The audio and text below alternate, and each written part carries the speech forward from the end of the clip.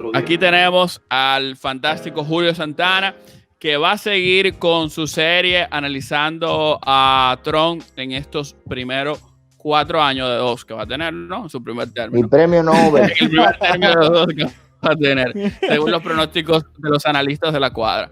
Vamos a analizar a Trump. Sí. Y probablemente Julio sean 12 años, porque él dijo que no le jugaron bien, so hay que darle 4 años más. ¿Qué tú crees, Ramón? Dale, Julio, dale. Bueno, mi hermano. Bueno, señores, yo aquí con mi vinito La Fuerza voy a hablar. Esto es vino de gente de pueblo como yo, no de burgueses. Vino de gente de pueblo, no de burgueses. Mira, Ramón, ¿qué bebes? Bueno, mira, yo bebo un vinito de Ribera del Duero, español, importado directamente de allá. Pero mira, está maridado en un roble, tiene finas hierbas, tiene un olor a frutales, o sea, es un aroma fantástico. Bueno, a la fuerza que dulce. Esto es un vino dulce. Esto es un vino dulce con colorantes y químicos que está hecho en un campo de Santo Domingo Norte, lleno de sulfatos, lleno de colorantes y de azúcar. Una locura, pero ese es el vino de nosotros, la gente del pueblo, los cosacos. Vamos a esto entonces, señores. Dale para allá. Tú sabes que el estratega político de Bill Clinton, James Carville, tuvo una frase que le decía a su equipo de estrategas políticos en la campaña histórica del 1991 para la presidencia. Y se ha popularizado desde entonces para hablar cuál es el tema central de las elecciones. Y era, it's the economy, stupid. Es la economía, estúpido. De eso es que se trata todo. La economía, estúpido. Yo casi cancelo este tema porque estaba muy ocupado esta semana y hay que investigar mucho y tener mucho cuidado para uno investigar de economía. Hay muchos medios sesgados, hay muchas fuentes sesgadas. Tú vas a un think tank que se llama Tax Foundation, que es de derecha, y te pintan los cortes de taxes de Trump como lo mejor del mundo. Pero luego tú vas al Economic Policy Institute, que es uno de izquierda, y bueno, esto ha sido lo peor del mundo.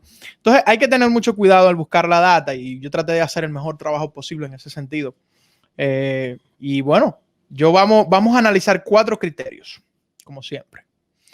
El primero es empleos. Y ahí Trump se ha dado el hype grandísimo. O sea, él dice que él es la máxima, que él ha creado más empleo en la historia. Él es la máxima, el que dice pan de chon. The creator.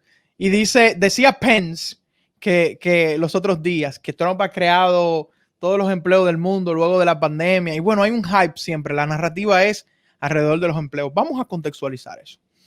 Inversión es el siguiente criterio que vamos a analizar. Y cuando digo inversión, no me refiero a inversión directa del Estado, sino incentivos para la inversión. Para que haya inversión privada, a lo que me refiero. Que las personas inviertan y ahorren, ¿no?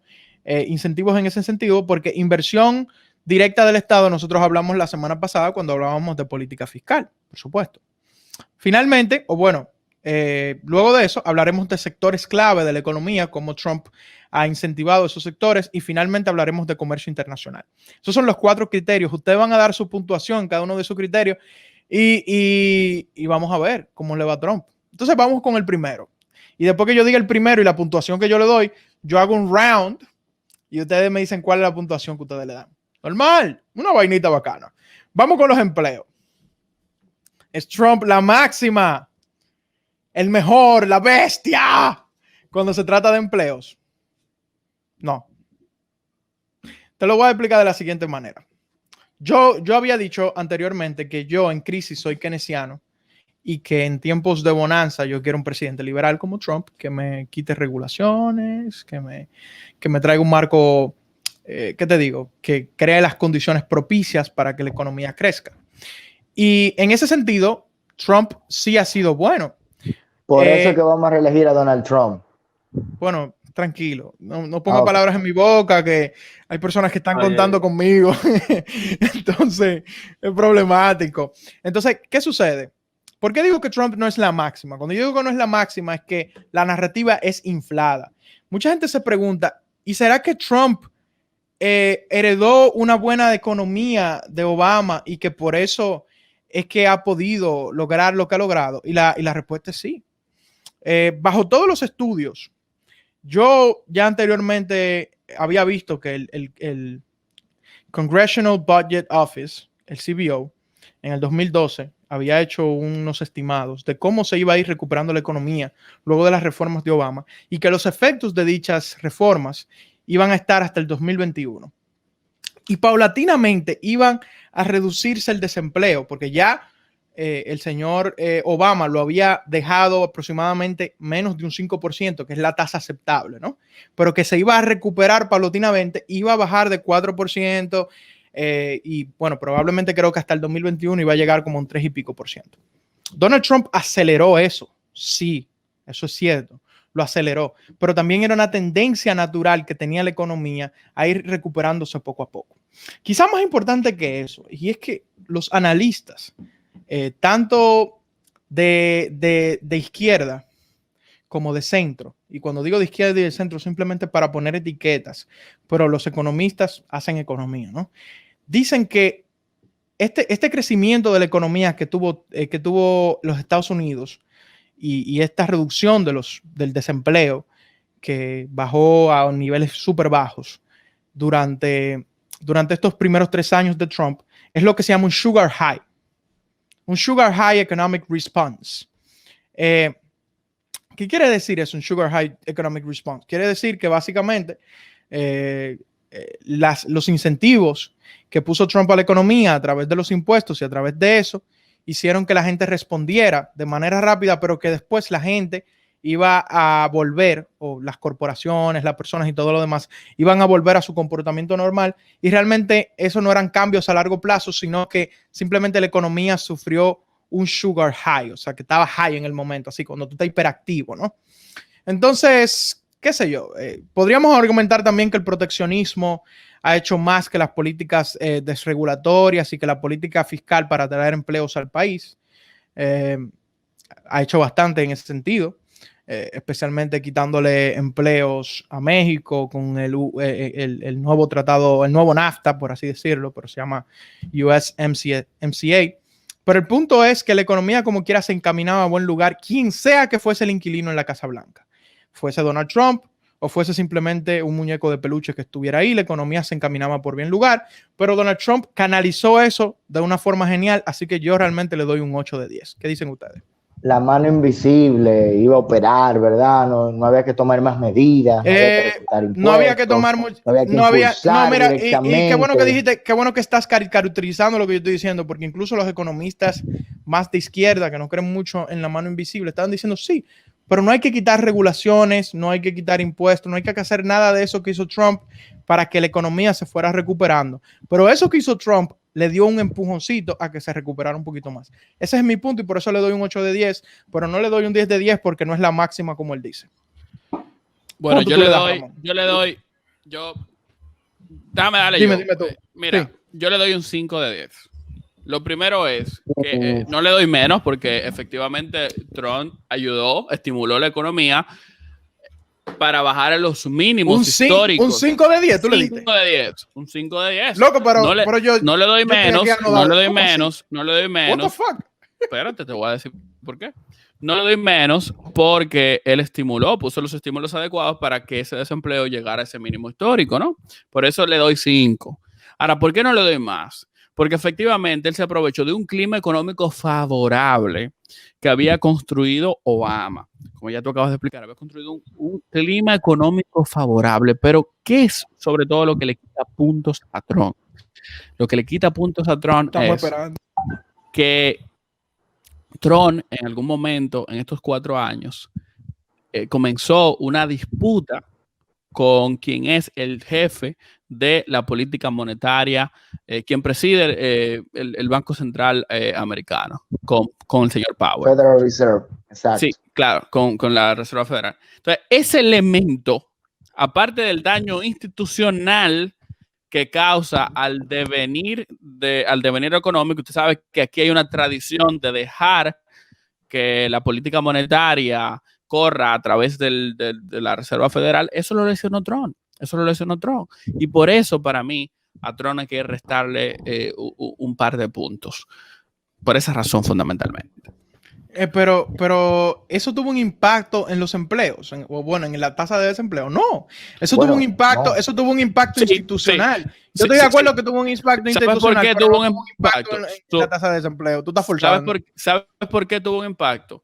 Porque realmente en tiempos de bonanza lo que tú tienes que procurar es que esas tasas de interés suban para no sobrecalentar la economía. De verdad, no hubo inflación, nunca tuvimos el problema de... FMI, la receta, el consenso de Washington.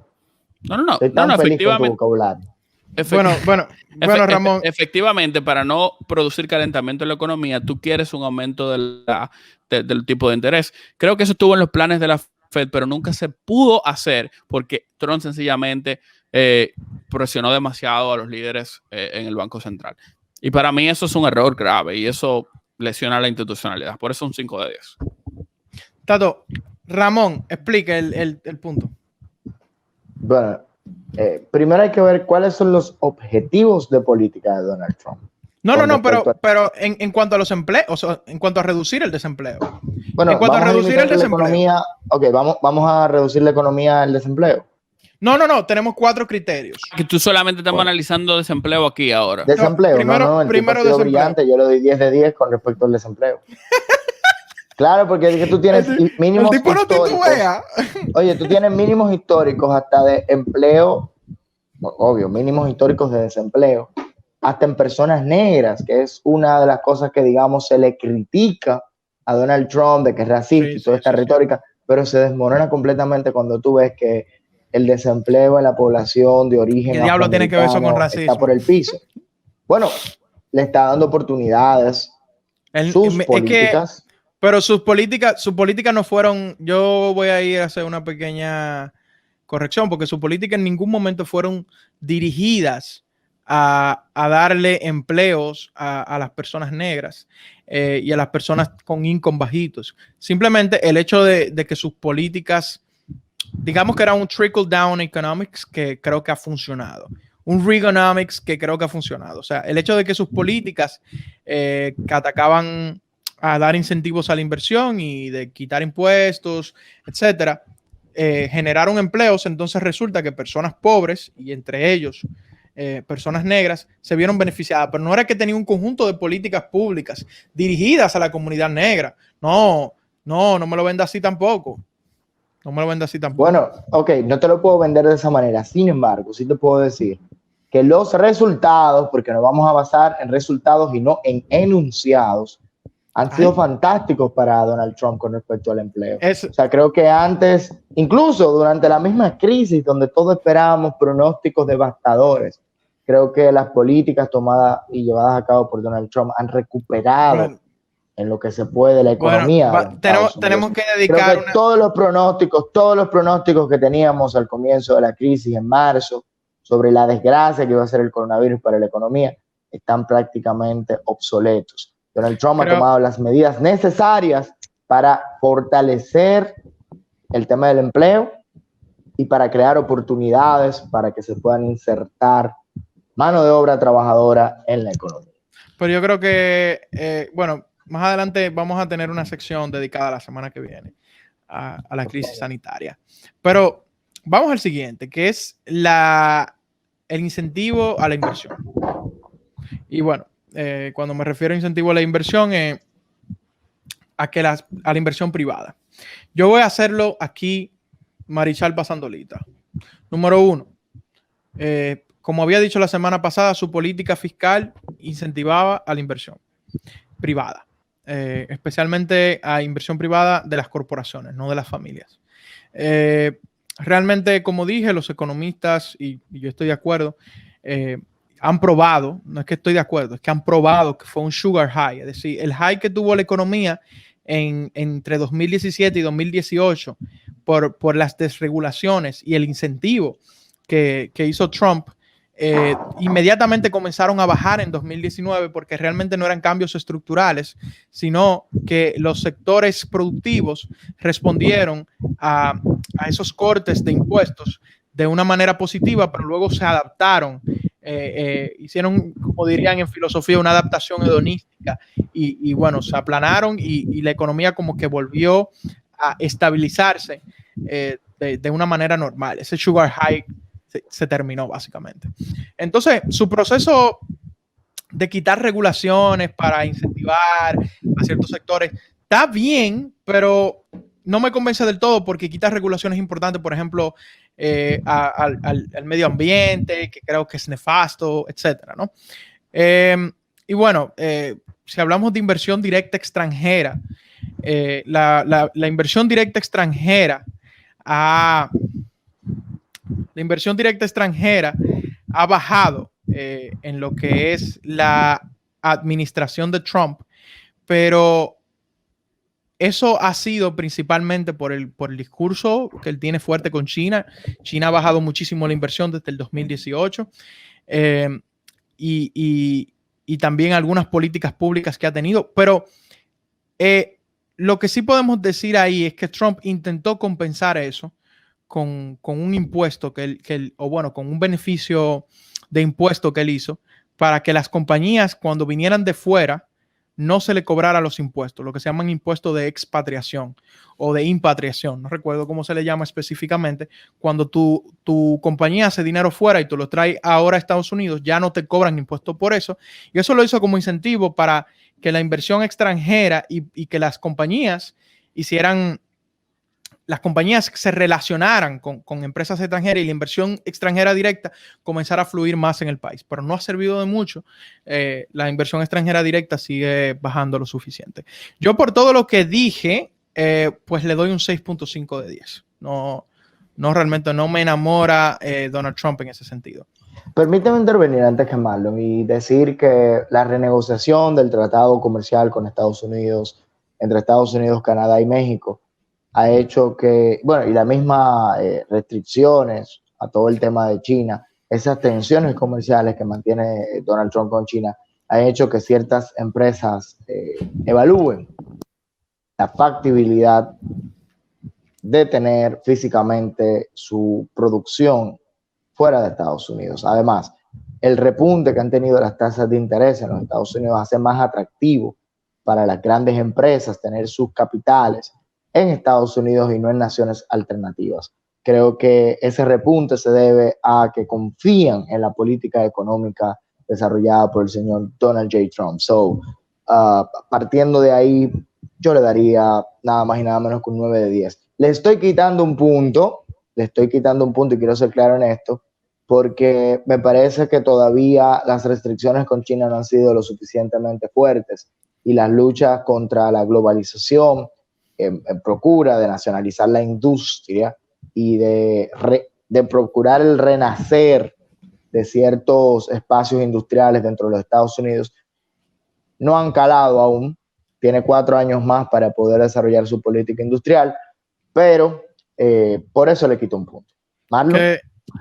¿Qué usted cree, Marlon? Aunque las políticas proteccionistas han causado el efecto de que capital americano vuelve y se instale en territorio nacional, sin lugar a dudas, la pugna que se tiene con la economía real más grande del mundo le ha quitado cierto atractivo a Estados Unidos. La economía real más grande del mundo. Me gustó eso. Sin lugar a dudas. Genial. Eso le quita algo de atractivo a la instalación de empresas en Estados Unidos.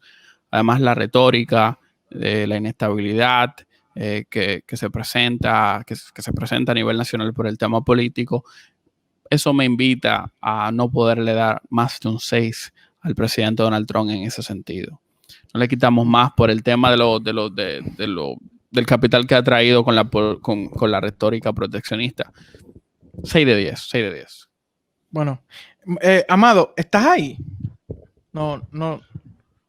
Los mercados han reaccionado, Marlon, precisamente a estas políticas proteccionistas. Y creo que hemos tenido el mayor desarrollo de los mercados en la historia. Tenemos récords históricos en Nasdaq, en todos los índices bursátiles. O sea, al final los grandes millonarios, los grandes Estamos aquí hablando de economía, no estamos hablando de mercados financieros.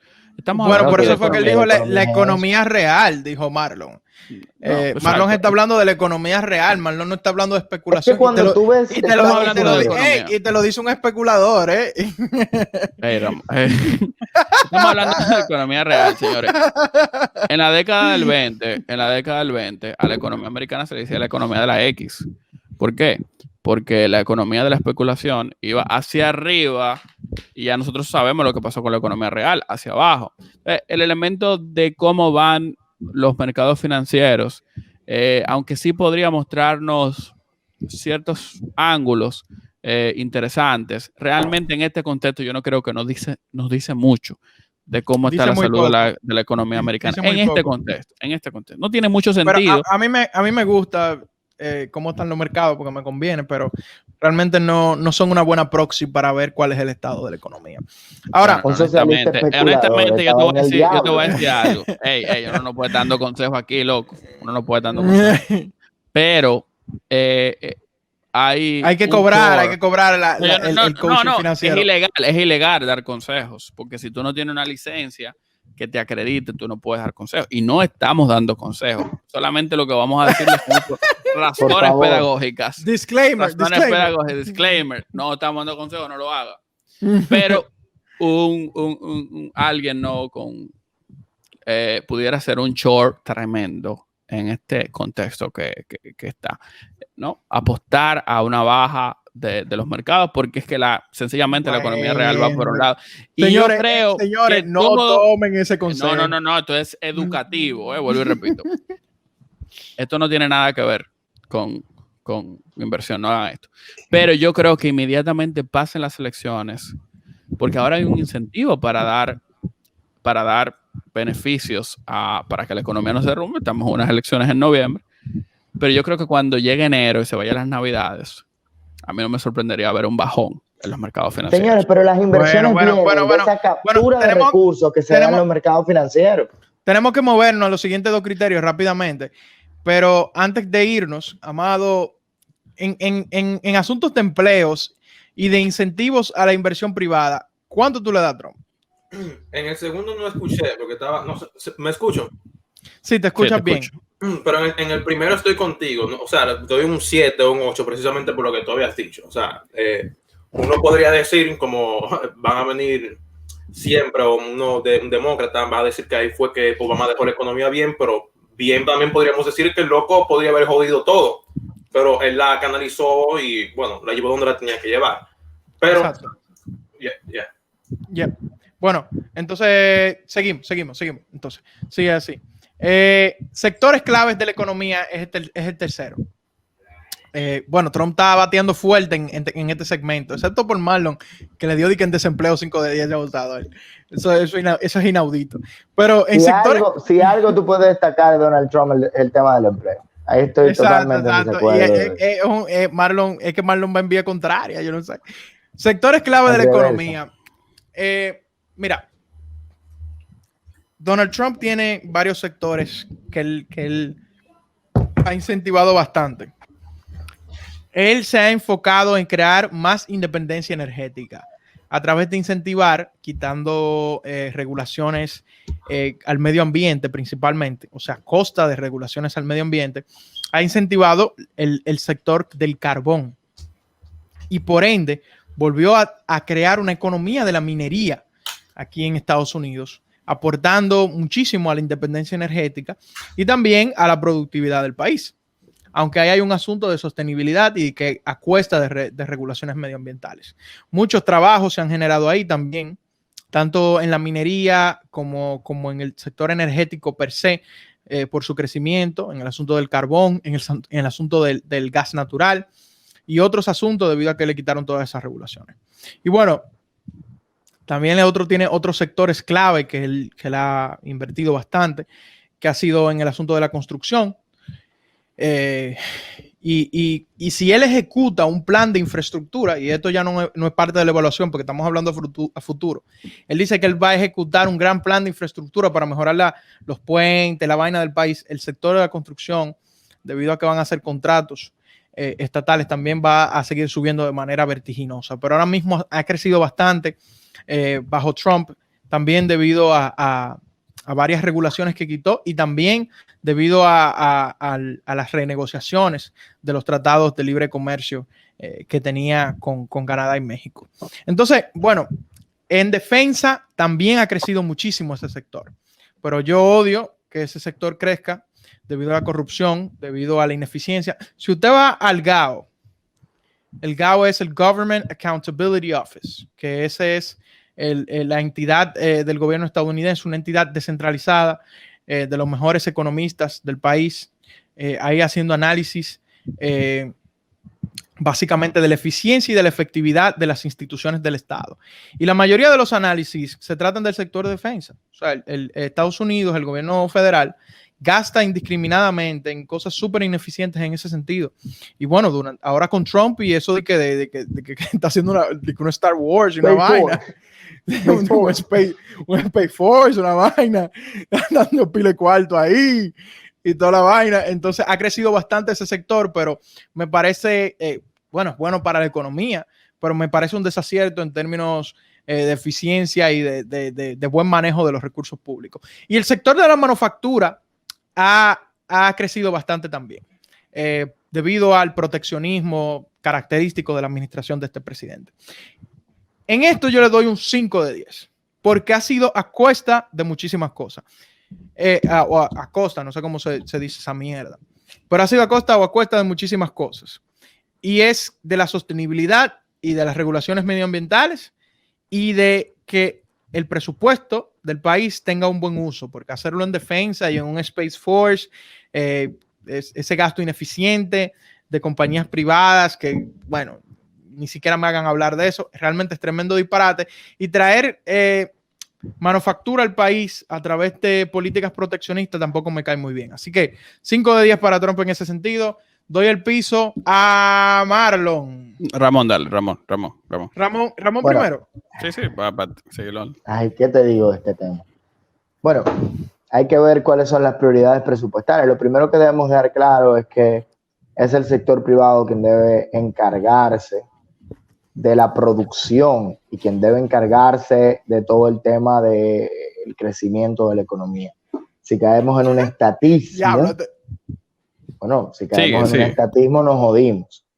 El sector privado, su rol debe ser acompañar, focalizar, guiar las inversiones del sector privado. Entonces, partiendo de ahí, entiendo que los sectores que han sido focalizados por Donald Trump responden a una recuperación precisamente de la estructura industrial que una vez tuvo en sus años mozos los Estados Unidos de América.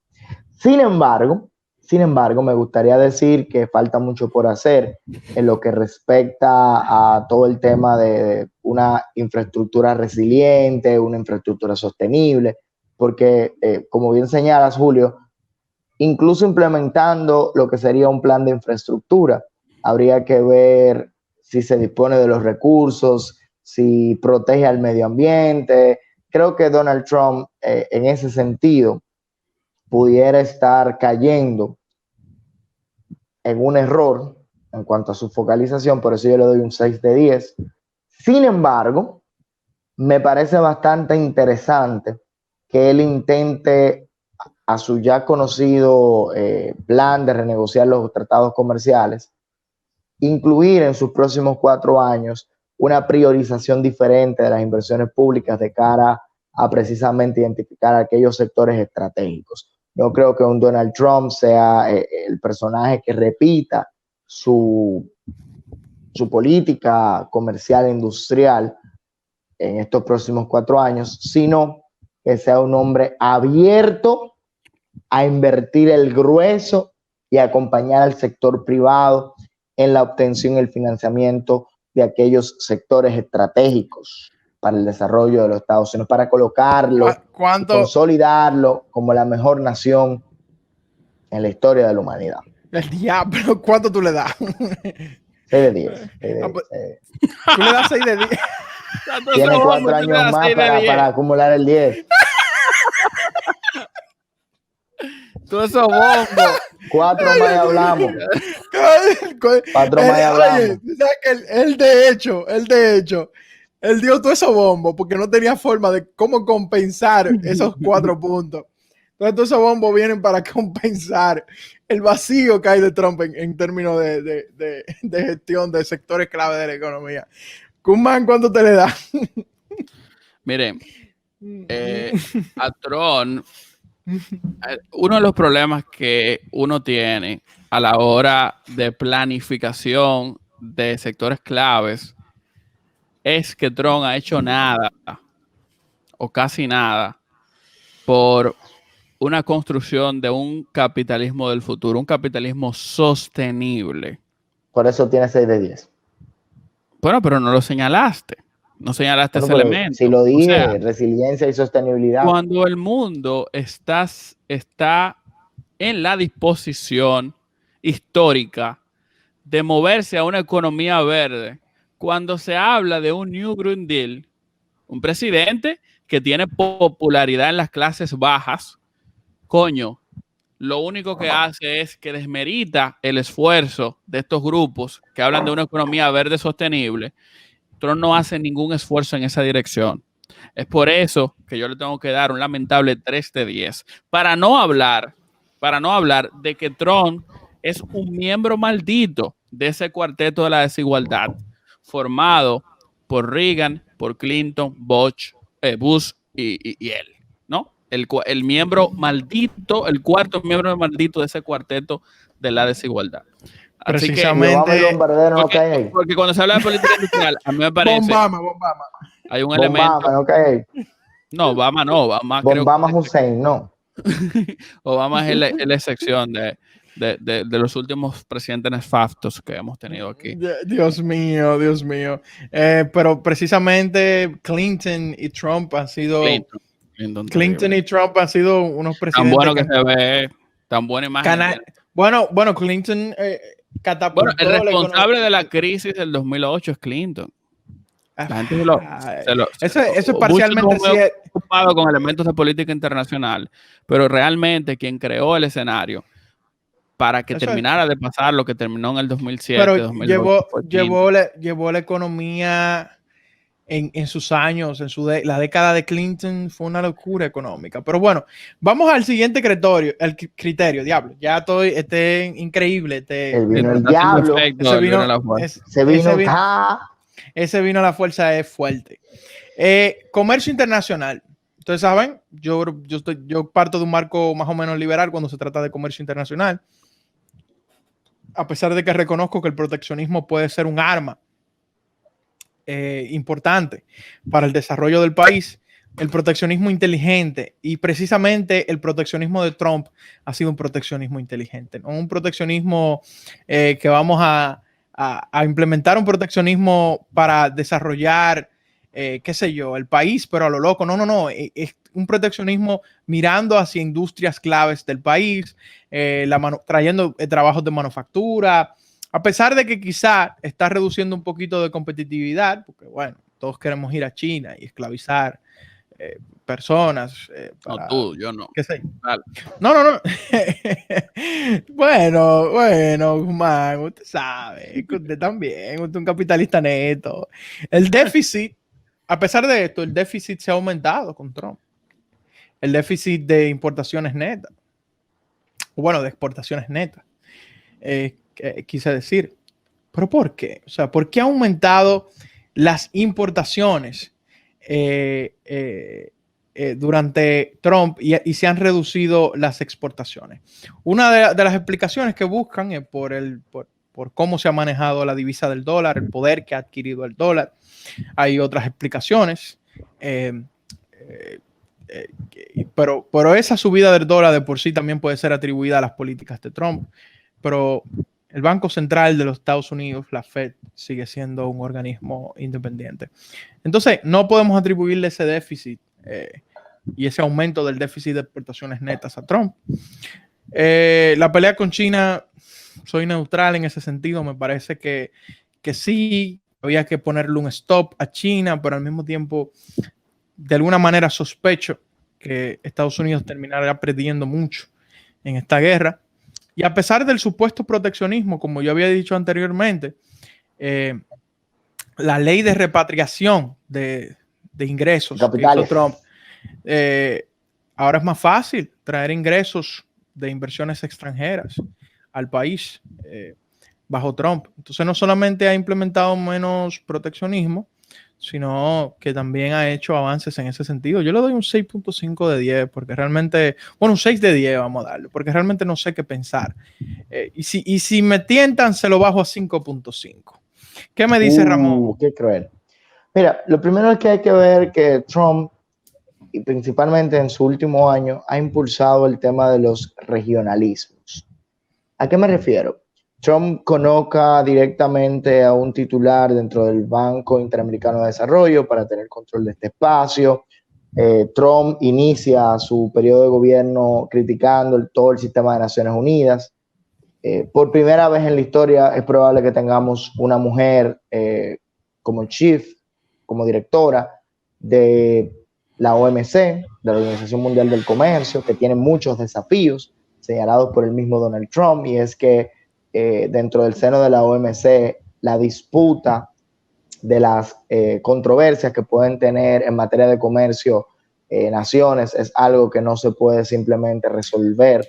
Dura bastante tiempo, tiene un costo bastante elevado y los países optan simplemente por obviar estos temas e ir a un arbitraje internacional. O sea, todo el panorama invita a pensar que un Donald Trump impulsor de la destrucción de lo que conocemos como globalización, que se mostró precisamente que esta globalización lo que hacía era aumentar la pobreza y las desigualdades, no solamente entre las naciones, sino dentro de las mismas naciones. Entonces, partiendo de ahí, yo creo que un Donald J. Trump... o sea, ustedes son protección...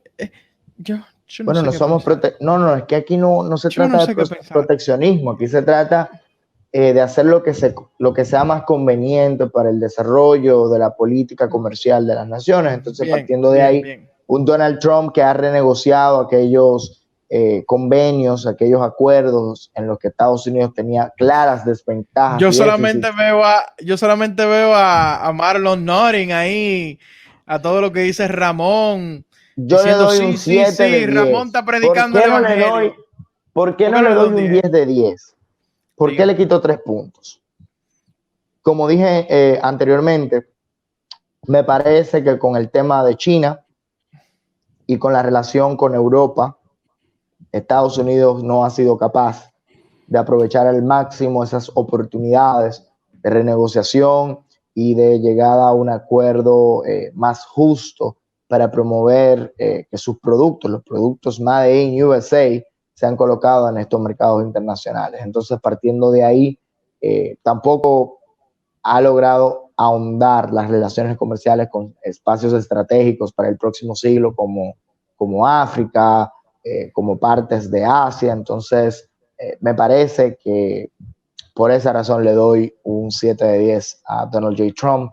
Sin embargo, tiene 4 años más en donde tendrá la oportunidad de seguir renegociando aquellos acuerdos que considere estratégicos para el interés nacional de los Estados Unidos. Y no obstante esto, tiene 4 años más para reflexionar aquí lo damos como ganador, debe ser el rumbo. Bueno. ¿Cuánto usted le da, Marlon? Aquí ya lo damos como ganador y creo que vamos a tener una cobertura de las elecciones presidenciales de noviembre. Pero en vivo, sí, pero hay que criticar algunas cosas porque en términos de política de comercio internacional hay que ver si se habla desde el ángulo de la política o desde el ángulo económico. Porque desde el ángulo de lo económico... Explíquese eso, magistrado. Sí, voy a explicar ahora. Del ángulo económico, a China hay que neutralizarlo, hay que utilizar políticas de protección porque efectivamente China se está quedando con los beneficios en materia de balanza comercial. Pero China el presidente Trump, todo el mundo lo sabe. Sí, es efectivo, pero el presidente Trump no hace la gestión del lugar para ir a colocarse en los espacios donde China está ya invadiendo. O sea, a mí no me parece que hay un acercamiento comercial con Latinoamérica. A mí no me parece que hay un acercamiento comercial con África. A mí no me parece que tenemos acercamiento comercial con un mercado importante como Europa. ¿Y qué tal? Un país con capacidad imperial como Estados Unidos, ¿por qué no te metes en los mercados asiáticos? Aleluya. O sea, arrecia. Desde el punto de vista económico, hay una falla clave. Del punto de vista político, porque la economía se relaciona con la política, era una necesidad la guerra. Era una necesidad porque el imperio no puede ceder su espacio de hegemón así porque sí. Había que hacer Totalmente la guerra. Y le voy a decir algo, y esto es un punto positivo para Trump, este elemento que voy a decir. Esta guerra comercial no es coyuntural. Esto es una guerra que gana Biden, gana cualquier presidente. Es una política de Estado. Ahora ya es una política de Estado. Lo era, es que la gente está equivocada porque esta guerra. Pero la visualizó Trump. El tono con China ya lo había aumentado en su último cuartenio. Obama ya lo había aumentado el tono con China. Y creo que ya se discutía en los espacios, en los verdaderos espacios de poder de los Estados Unidos, que ya había que hacer algo con China. Yo no creo que, bueno, Trump lo hizo de manera majestuosa, Trump lo ha hecho de manera majestuosa y eso hay que aplaudírselo, pero realmente es una política de Estado, no es una política de Trump. Así como tú dijiste, si llega Biden, también va a seguir esta guerra con China, quizá materializada de una forma distinta. Sí, efectivamente. Efectivamente, y ese tal vez es el único elemento en materia de comercio internacional desde el ángulo de la política, porque eso es así. Y por eso yo le doy al presidente Trump un 6 de 10. Un 6 de 10. Un 6 de 10. 6 de 10. ¡Wow! Ok. Estamos iguales. Yo le di un 5.5. Yo le di un 5.5. Bueno, yo creo que... ¿Por qué no le estamos dando 10? ¿Por qué no le estamos dando 10? Sí, ¿cuáles son nuestros argumentos? Bueno, el argumento de mi argumento es que, bueno, yo empecé diciendo que el proteccionismo debe ser estratégico, pero que yo no necesariamente amo el proteccionismo. Y creo que en la pelea con China, creo que en algunos asuntos puede terminar perdiendo, a pesar de que es una pelea necesaria.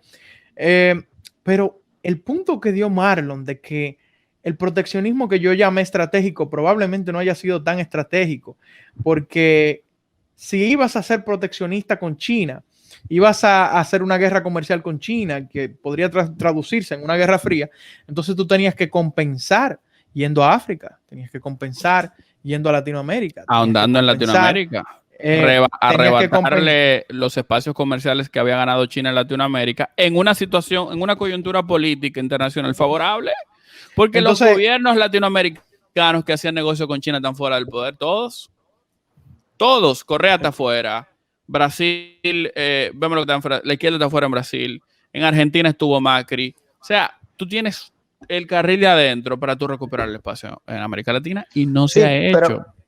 Miren algo también, o sea, tenemos que entender que estas restricciones comerciales se dan en el marco de que China tiene un plan quinquenal 2020-2025 en donde apuntaba al desarrollo tecnológico de la plataforma 5G y de la industria pesada, incluyendo la industria armamentística y el lanzamiento de cohetes y todos estos temas que son estratégicos para los Estados Unidos. Entonces, partiendo de ahí, es que vienen las restricciones de los Estados Unidos a este plan y a esta idea precisamente de China de conectar a través de la ruta y la franja de la seda, todos los países del mundo, porque hasta República Dominicana es parte de la franja de la ceja.